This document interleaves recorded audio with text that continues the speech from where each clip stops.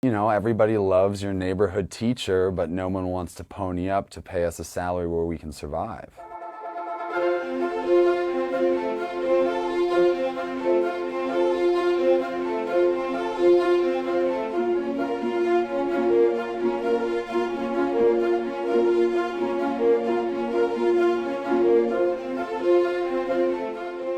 Well, if teaching were easy, we wouldn't have a shortage, right? It is a symptom of the sick and fractured system of education. I think I always had it in me to become a teacher, but I never wanted teacher pay. We're underfunded, we have less resources, we're kind of expected to give up of our time. We're expected to go the extra mile all the time without being asked even if I can.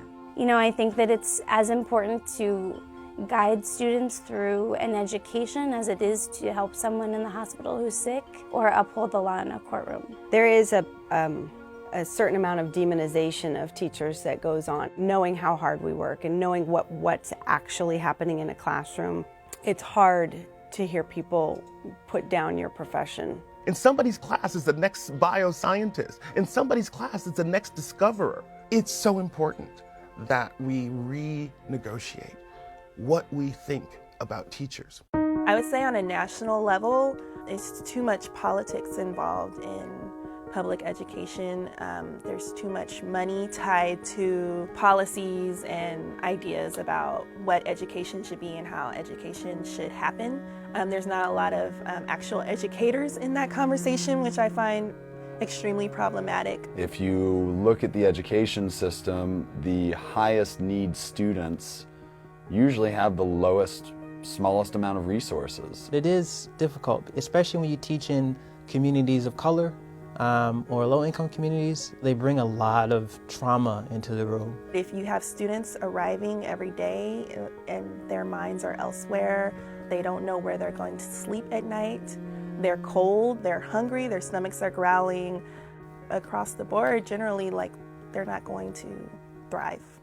I think when you talk to teachers, the thing that we're most frustrated with in regards to our kids is the amount of testing that they have to go through. We are testing children to death, and we're testing teachers to death. 20 years ago, we might have spent as much as 2 weeks testing. Today, in 2015, the average number of weeks a child spends taking tests can be up to 6 weeks. And it just seems like a reoccurring thing. It's just happening over and over again. Let's try a new test. Let's try new standards. Let's mandate them. Let's see what happens. We've been putting Band-Aids and we've been trying to backtrack and replace parts. Why don't we look at a way to create a more holistic education which includes social, emotional content and curriculum?